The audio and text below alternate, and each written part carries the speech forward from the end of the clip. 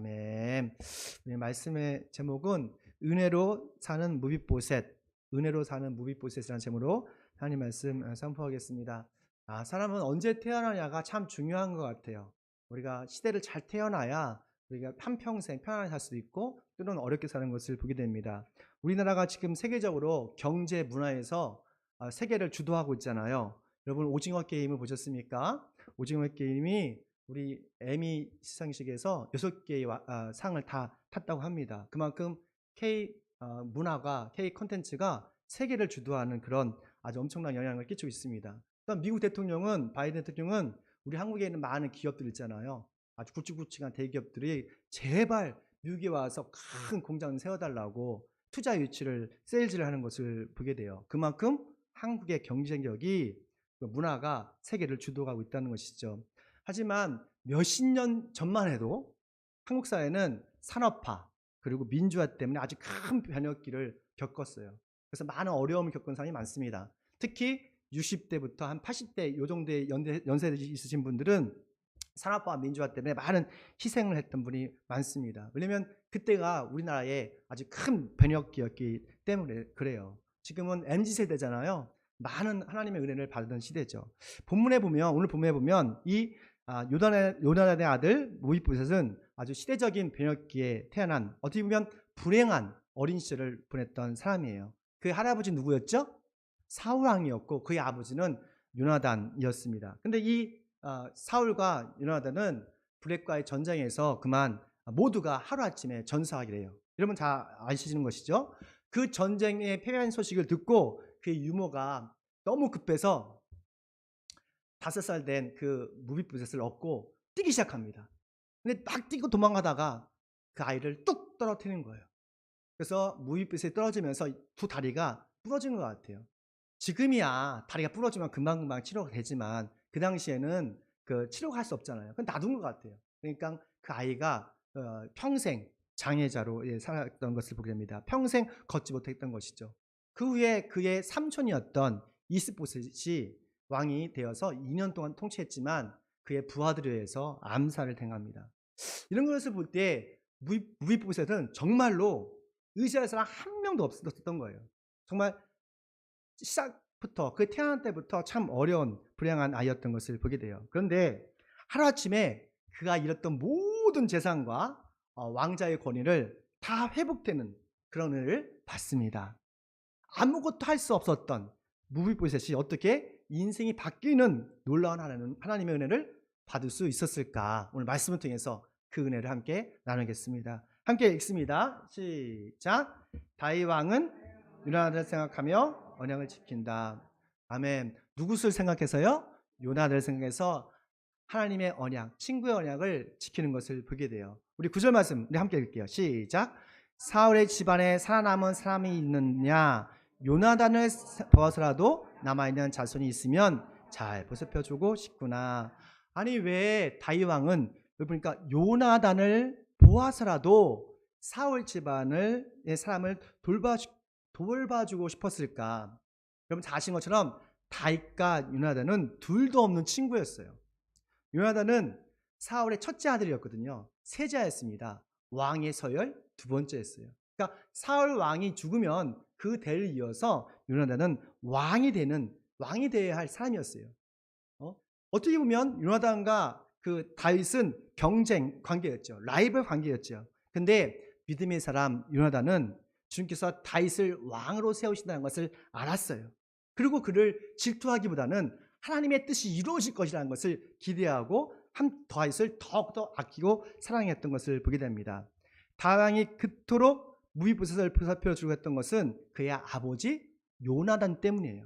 무비보셋은 아무것도 할 수가 없었거든요. 근데 그의 아버지였던 요나단이 다윗을 너무너무도 소중히 여겼기 때문이죠.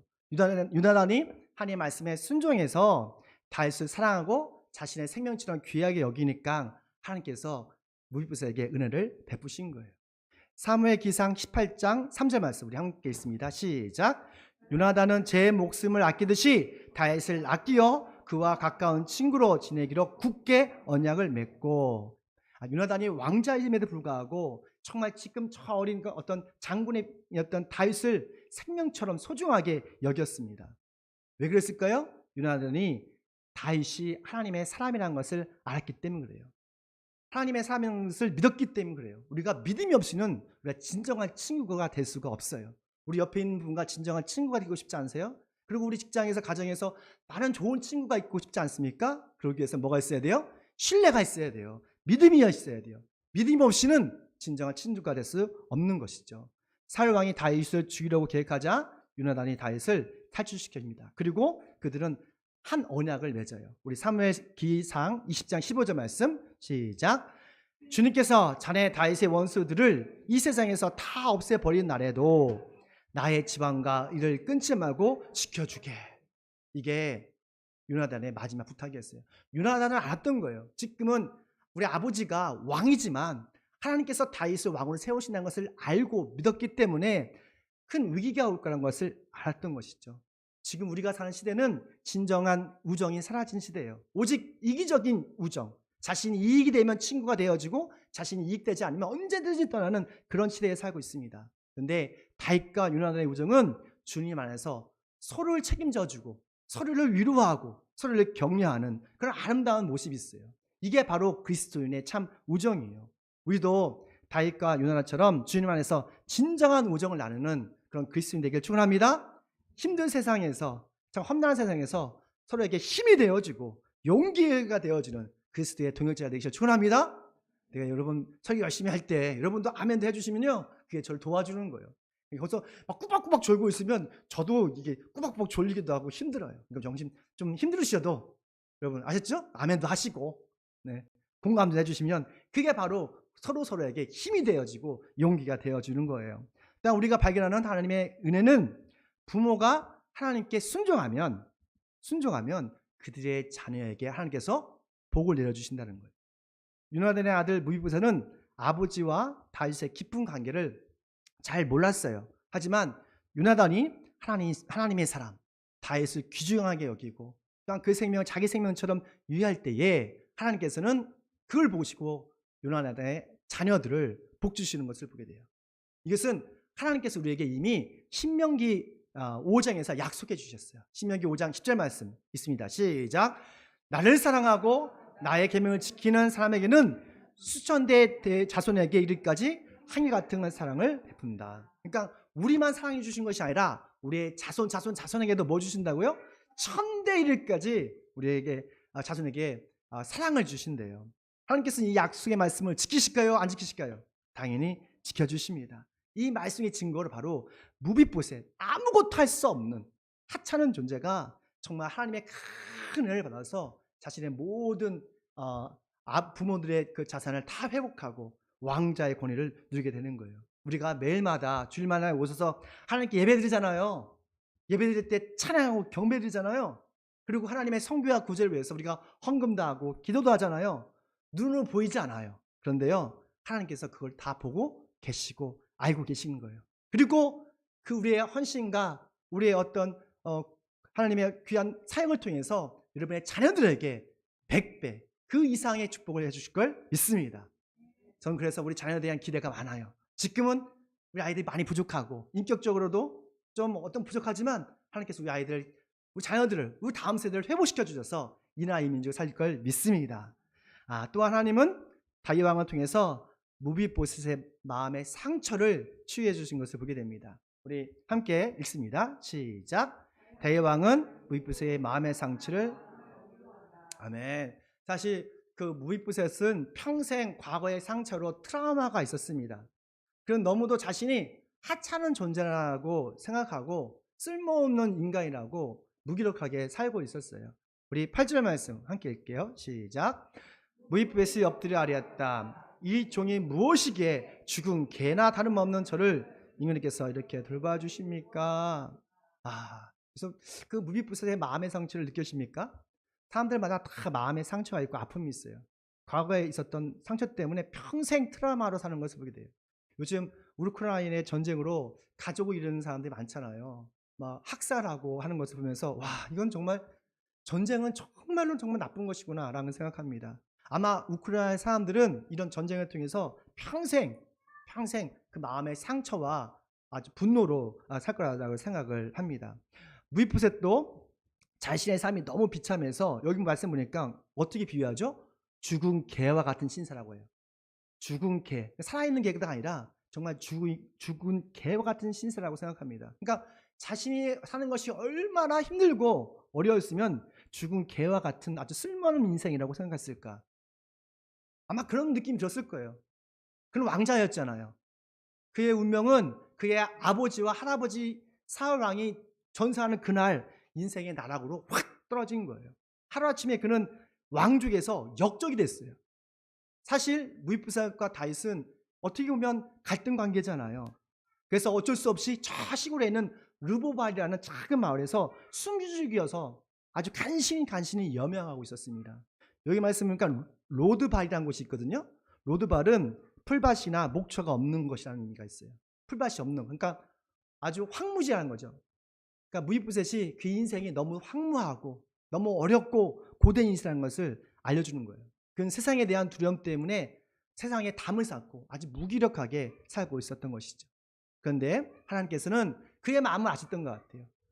다윗을 통해서 정말 비관적인 세상에 대한 두려움 때문에 아무것도 할 수 없는 무비보셋의 마음을 위로하시고 치료하는 것을 보게 됩니다. 우리 7절 말씀입니다. 함께 있습니다. 시작. 겁낼 것 없다. 내가 내 아버지 유나다를 생각해서 너에게 은총을 베풀어주고 싶다. 은총, 향유 같은 사랑. 그래서 말씀하니까 겁낼 것 없다라고 말합니다. 평생 두려움으로 살았던 무비보셋에게 겁내지 마, 두려워하지 말라는 이 다윗의 말은 엄청난 큰 위로가 됐을 것 같아요. 왜냐하면 이 무비보셋은 역적 집안이 됐잖아요. 얼마나 하루하루가 정말로 힘든 상황이었을 거 아니에요. 근데 다윗 왕이 그 마음을 알고 그를 위로하는 거예요. 그러니까 우리도 다윗의 말을 통해서 하나님의 음성을 듣는 것을 보게 돼요. 하나님의 음성을 듣길 축원합니다. 하나님께서는 여러분의 상황을 너무 잘 아세요. 누구보다도 잘 아십니다. 그래서 근심하지 말라, 두려워하지 말라, 염려하지 말라를 성경에 보면 367번 있더라고요. 그만큼 약 365번. 그러니까 매일 말씀하신 거예요. 그러니까 우리는 날마다 우리 마음속에 두려움이 있다는 걸 아시는 거예요. 우리는 하나님을 믿는데 왜 우리 마음속에 염려하고 걱정하고 두려워할까요? 그것은 모든 일을 하나님 없이 내가 하려고 하고 있어요. 나 혼자 모든 짐을 나 혼자 지려고 가려니까 자꾸 걱정되고 두려워하는 거예요. 여러분의 모든 두려움과 걱정을 누구께 맡겨야 돼요? 하나님께 맡기셔야 돼요. 하나님께서는 우리의 두려움 아시고 이사야 예언자를 통해서 이렇게 말씀하셨어요. 이 말씀이 저와 여러분에게 하나님의 음성을 들리기를 축원합니다. 이사야서 41장 10절 시작. 내가 너와 함께 있으니 두려워하지 말라. 내가 너의 하나님이니 떨지 말아라. 내가 너를 강하게 하겠다. 아멘. 하나님께서 여러분과 함께 하십니다. 지금 우리가 함께 하십니다. 여러분 믿으시죠? 그리고 말씀하시길 두려워하지 마. 염려하지 마. 내가 너를 강하게 할 거야. 너에게 힘을 줄 거야. 지혜를 줄 거야. 여러분 제발 힘을 내십시오. 두려워하지 마십시오. 지금 하나님 믿음의 눈으로 바라보십시오. 아무것도 염려하지 말고 오직 모든 기도와 간구로 하나님께 간구하십시오. 그러면 지각이 뛰어나신 하나님께서 여러분의 마음과 생각에 평안을 주실 걸 믿습니다. 하나님께서 다윗 왕을 통해서 무비보셋의 마음의 상처를 치유하신 것처럼 저와 여러분의 영혼을 치료하시길 축원합니다. 그러면 하나님은 다윗을 왕을 통해서 무비보셋의 마음을 치료하시고 더 큰 은혜를 주셨거든요. 그 은혜가 무엇일까요? 우리 함께 있습니다. 시작. 다윗 왕은 무비보셋에게 왕자의 대우를 합니다. 그러니까 마음의 치료, 마음의 상처를 우리가 치료한 것 그 이상의 하나님 놀라운 은혜가 있다는 거예요. 하나님의 선물이 있다는 거예요. 우리 13절 말씀 시작. 무비보셋은 언제나 왕의 식탁에서 먹었으며 예루살렘에서만 살았다. 그는 두 다리를 다 저었다. 여러분 이것이 진정한 복음이에요. 복음은 우리 인생이 바뀌는 거예요. 복음은 단지 우리의 마음의 상처를 넘어서 하찮은 인생이 영광스러운 영생으로 바뀌는 겁니다. 알았죠? 우리 하찮은 인생이 영광스러운 영생으로 바뀌는 것. 이게 바로 복음이에요. 평생 세상에 대한 두려움을 살았던 이 무비보셋, 다윗과 함께 어떻게 식사를 합니까? 왕과 함께 식사를 나눈다는 거예요. 밥만 먹겠어요? 아니잖아요. 밥 먹으면서 뭐 하겠어요? 정치 이야기도 하고 경제 이야기도 하고 나라 돌아가는 얘기를 할 거 아니에요. 그러면 왕과 함께 정사를 나눈다는 거예요. 누구나 함께 왕과 식사할 수 있는 건 아니잖아요. 상상을 해 보십시오. 우리나라 대통령과 함께 식사한다고 생각해 보십시오. 어느 날 전화가 왔어요. 청와대에서. "당신 나와 함께 식사하자." 왜 식사하겠어요? 밥만 먹겠어요 그냥? 김치찌개만 먹겠습니까? 아니에요. 세상의 중심에 내가 있다는 거예요. 다윗 왕은 그가 할 수 있는 최고의 선물로 아주 무비보셋에게 주는 것을 보게 돼요. 무비보셋이 다윗 왕에게 무엇을 해서 은혜를 받은 것이 아닙니다.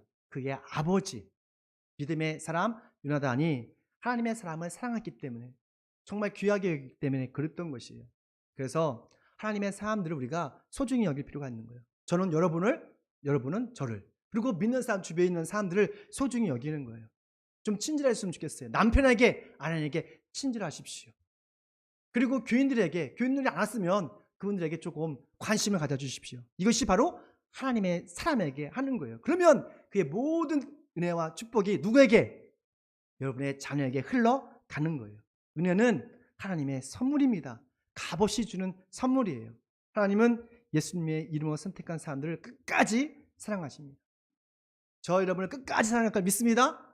요즘 영성반을 좀 하고 있잖아요. 우리 한 5분 되는 우리 권사님들하고 영어 성경 하는데 요즘 창세기를 영어로 읽고 있어요. 근데 창세기 20장에 보니까 아브라함과 아비멜렉이라는 두 인물이 나옵니다. 근데 아시죠?